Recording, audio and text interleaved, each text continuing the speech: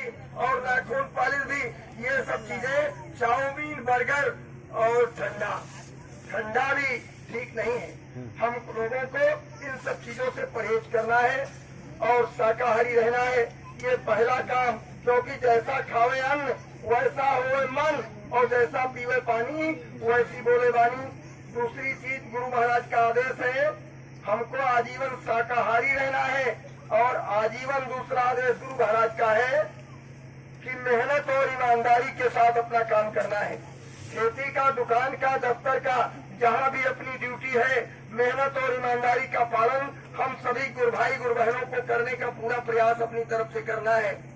फिर तीसरा आदेश गुरु महाराज का है कि 24 घंटे में से कम यानी 2.5 से 3 घंटे का समय सुमिरन ध्यान भजन के लिए देना है।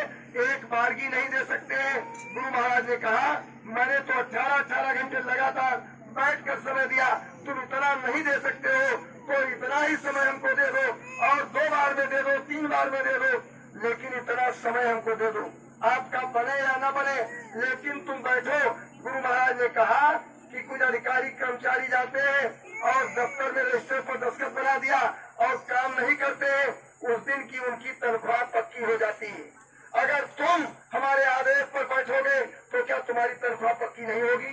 आपकी भी तनख्वाह पक्की हो जाएगी, लेकिन समय आपको देना पड़ेगा। ये समय हमको आपको देना है प्रेमी भाई बहनों।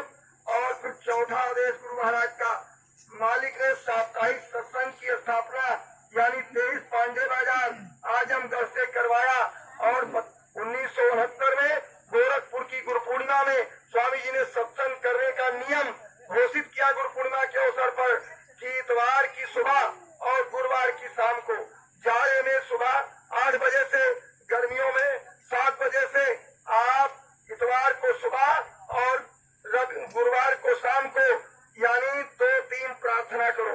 गुरु महाराज की तस्वीर लगाकर 2-3 प्रार्थना करो। प्रार्थना के बाद में आधा घंटा ध्यान और आधा घंटा भजन, उसमें सुमिरन नहीं लिखा हुआ है। आधा घंटा ध्यान और आधा घंटा भजन, उसके बाद एक प्रार्थना फिर करो, और प्रार्थना के बाद एक प्रेमी यानी गुरु महाराज का संदेश, अमर संदेश से, शाकाहारी पत्रिका से, परमार्थी वचन संग्रह से, संत सत्य वचन से या किसी संत मत की पुस्तक से पढ़े, उसकी व्याख्या न करे। प्रेमी अपने तौर तरीके से समझ लेंगे, और उसके बाद में लोग एक दूसरे से यानी कोई भूलता भालता हो, सुमिरन ध्यान भजन की विधि, नाम रूप स्थान आपस में पूछ लो। शर्माओ मत कि हम बहुत पुराने सत्संगी हैं और गलत है तो गलत करते रहे। 2-3 आदमियों से पूछकर हम सब लोगों को सही कर लेना चाहिए, क्योंकि सही जब सुमिरन होगा तभी उसका लाभ हमको ध्यान भजन में मिलेगा। इसके बाद गुरु महाराज ने कहा कि एक दूसरे का हाल चाल पूछ लो। हाल चाल जो हम लोग दुनियादारी का पूछते हैं, हाल चाल पूछ लो। और फिर लिखा है कि अंत में जय गुरुदेव ध्वनि हो, यही आरती, यही जय गुरुदेव ध्वनि हो जाती है, और फिर अपने अपने घरों को चले जाओ। 2 घंटे का समय लगेगा। जब तक मरना नहीं है तब तक करना है। ये आदेश जो मैं आपको बता रहा हूँ, ये गुरु महाराज के आदेश है।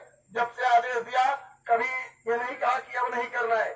जैसे अब दूरदर्शी का प्रचार आपको नहीं करना है, उद्योतक का प्रचार नहीं करना है, या मतलब वोट की कोई चर्चा नहीं करनी है, लेकिन ये आदेश जो हमारे आपके परमात्मा के लिए मालिक ने दिया है, ये सदा के लिए दिया है। तो हम स्वामी जी ने कहा कि सत्संग में 2 घंटे लगभग लगेगा, तो 2 घंटे का समय हमको आपको गुरुवार की शाम को और यानी रविवार की सुबह सभी गुरु भाई गुरु बहनों को देना है। उसमें लिखा हुआ है अमर संदेश में कि मैंने सत्संग का नियम बना दिया है, आप बिला नागा हाजिरी दिया करो। अगर कभी कोई अड़चन पड़ जाए तो इतवार को जरूर पहुंचो, और इतवार को भी नहीं पहुंचोगे तो स्वामी जी की कोई जिम्मेदारी नहीं। क्षमा कीजिएगा, मैं नहीं कह रहा हूँ। ऐसे अमर संदेश पत्रिका में गुरु महाराज का आदेश 1969 गुरु पूर्णिमा पर जो हुआ है, ये छपा हुआ है। इसलिए आप साप्ताहिक सत्संग को प्राथमिकता दें। अपने घर पर करें, अपने गांव में करें, मोहल्ले में करें। मैंने तो देखा आजमगढ़ में कि 60-60 किलोमीटर से लोग साप्ताहिक सत्संग के लिए आते हैं। 60-60 किलोमीटर से सुबह 7 बजे आ जाते हैं। बहने भी भाई भी मोटरसाइकिल से और 18-18 किलोमीटर साइकिल चला करके और सब साप्ताहिक सत्संगियां कर बैठते हैं। आप भी अपने तौर तरीके से बैठे करें, जहाँ कर सकते हो। इसके बाद गुरु महाराज का आदेश जब भी, यानी पहले तो ऐसा आदेश नहीं था, लेकिन पंचमढ़ी मध्य प्रदेश में गुरु महाराज का आदेश हुआ कि सुबह तो अपने अपने घरों पर आप सुमिरन ध्यान भजन घंटे, सवा घंटे, 1.5 घंटे, 2 घंटे जो भी करो, क्योंकि 2.5-3 घंटे का समय सुबह शाम में पूरा करना है।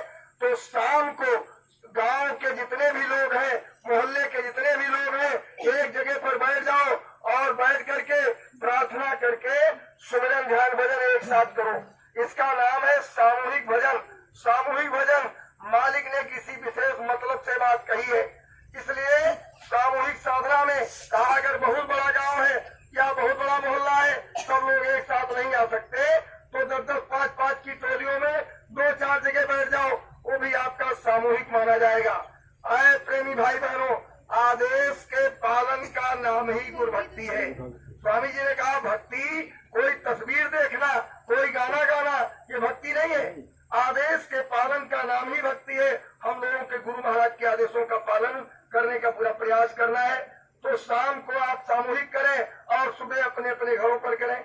फिर मालिक का आदेश मैंने पढ़ा पत्रिकाओं में कि ये 2 बार 2 पत्रिका में पढ़ा, इसलिए पुरानी पत्रिका में पढ़ता रहता हूँ। जब से मालिक ने लीला कर दिया, लॉकडाउन में तो खूब पढ़ा, लेट बैठ करके पत्रिका ही पढ़ते रहते थे, तो उसमें पढ़ा कि भाई शाम को ये प्रार्थना कर लिया करें कि गुरु मैं गुनहगार भाई, या मालिक मैं गुनहगार हूँ। ये नहीं कि मैं बहुत बड़ा बढ़िया वक्ता हूँ, बहुत बड़ा जानकार हूँ, बहुत बड़ा विद्वान हूँ।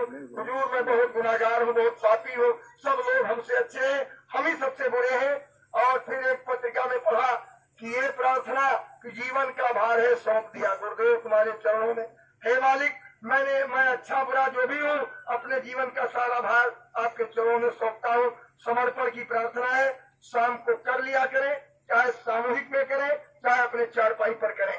फिर गुरु महाराज का मैंने आदेश पढ़ा, देखिए क्षमा कीजिएगा, हमारे भैया श्रेष्ठ हैं माननीय आदरणीय यादव जी आजमगढ़ के, हमें तो इनके सामने बोलते भी डर लगता है, क्योंकि इन्होंने जो त्याग मालिक के लिए किया है, जो सेवा की है, मैं उसमें करोड़ पैसे में 1 पैसा भी मैंने नहीं किया है। ये भाषण देना तो अलग चीज है, लेकिन मालिक के साथ रहकर और मालिक की सेवा करना और उनके बारे में त्याग करना, ये अलग चीज है, दोनों में बहुत अंतर है। लेकिन मैं पत्रिकाओं में पढ़ करके जो जाना है या मालिक के द्वारा सुना है, उन्हीं बातों को आपके सामने रखने का प्रयास करता हूँ। फिर मैंने पढ़ा कि शाम को तो ये 2 प्रार्थना करनी है, और सुबह कहा कि अगम की प्रार्थना किया करें, अगम की प्रार्थना। तो मैंने कई प्रेमियों से, जिसके बारे में हमको जानकारी थी कि अच्छे प्रेमी हैं, उनके पास फोन किया कि भाई शाम के लिए तो नाम लिखा है ये प्रार्थना करें, लेकिन सुबह के लिए मालिक का ये आदेश है कि अगम की प्रार्थना। तो अगम की कौन सी प्रार्थना है? तो हमको कई प्रेमियों ने बताया, जो प्रार्थना उस दिन मैंने करवा दिया था गलती से, वैसे तो मैं अपने घर पे रोज करता हूँ, गुरु महाराज हमको सजा देंगे या जुर्माना करेंगे, जो भी करेंगे। अब हम तो अज्ञानी जीव हैं। लोगों ने कहा कि यही प्रार्थना आगम की प्रार्थना है, तो मैंने कहा मालिक ने इसको तो मना कर दिया था कि ये प्रार्थना नहीं करना है, सतगुरु सतनाम को लाखों प्रणाम। तो लोगों ने बताया कि मना इसलिए किया था कि लोग गाँव में जाते थे, शहरों में, और पब्लिक मीटिंग करना है, और वहाँ गुरु महाराज का फोटो लगाया और यही प्रार्थना करना शुरू कर दिया। वो बेचारे क्या जाने इस प्रार्थना का मतलब। वहाँ तो मतलब यह है कि भाई चेतावनी प्रार्थना कि छोड़कर संसार जब तू जाएगा, या बदली हिंदुस्तान तो बदल जाए दुनिया, या ये जन्म तुझे अनमोल मिला, या और हमारे यादव जी चेतावनी प्रार्थना और भी बोलते हैं, बहुत सी चेतावनियां हैं। वहाँ चेतावनी प्रार्थना बोलनी चाहिए, लेकिन जहाँ अपने गुरु भाई हो, गुरु बहने हो, वहाँ ये प्रार्थना की जा सकती है। तो भैया मैं सुबह उस प्रार्थना को करता हूँ, लेकिन उसी दिन से मैंने डर के मारे आपके बीच में नहीं कराया, चुपचाप बैठता हूँ, अपने मन में कर लेता हूँ। आप करें न करें आपकी इच्छा, हमारा कोई उसमें वो नहीं है। हम बहुत डर गए, हमको पता चला कि हमारे भैया यादव जी ने कहा, तो हम कहा भैया हम गलती के लिए क्षमा मांगते हैं, अब मैं नहीं कराऊंगा इस प्रार्थना को। तो दूसरे दिन आपने कहा तो दूसरी प्रार्थना करा दिया, लेकिन अपने हाथ बैठ के कर लेता हूँ, चुप मन में अपने कर लेता हूँ। फिर मैंने पढ़ा कि जब भी आप कुछ खाने पीने चले तो ये प्रार्थना पढ़ लिया करें। कि क्या प्रार्थना? कि भोग धरे स्वामी जी के आगे, कि इन्हें बिजन अमीर पागे, 2 मिनट लगता है। कुछ भी खाने पीने के पहले प्रार्थना पढ़ लिया करें। फिर मैंने पढ़ा एक पत्रिका में कि प्रार्थना निर्बल का बल है, प्रार्थना बराबर किया करें, प्रार्थना रोज किया करें। इसलिए भाई बहनों, प्रार्थना हमको आपको करना है, गुरु के आदेश का पालन करना है। फिर गुरु महाराज का आदेश है कि कि ये माताएं बहनें जब भोजन बनाने चले अपने घरों में 3 बर्तन रखें, एक चावल का, एक दाल का, एक आटे का। बनाते बीनने के पहले एक मुट्ठा चावल वाले में, एक चुटकी दाल वाले में, और एक मुट्ठी आटा वाले घड़े में डाल दें। और सुबह भी डालो, शाम को, कम नहीं पड़ेगा। 4 खुराक बनाओगी, एक आदमी आएगा और खा जाएगा, फिर भी बच जाएगा। इतनी बरकत होगी। और जब वो पात्र भर जाए, आपके दरवाजे पर कोई भूखा प्यासा आ जाए, अपने में से न दे सको तो एक सीधा उसी में से दे देना, 1-2 रोटी बनाकर उसी में से खिला देना। क्योंकि आप ये नहीं कहोगे कि आप भग जाओ, हम आपको नहीं देंगे। स्वामी जी ने मंच से कहा कि दे कुछ दे, जब तक तेरी दे और देखे हो जाएगी तो कौन कहेगा दे। और फिर मालिक ने कहा कि ना जाने किस देश में नारायण मिल जाए। ये सब गुरु महाराज के मंच से वचन है। तो इसलिए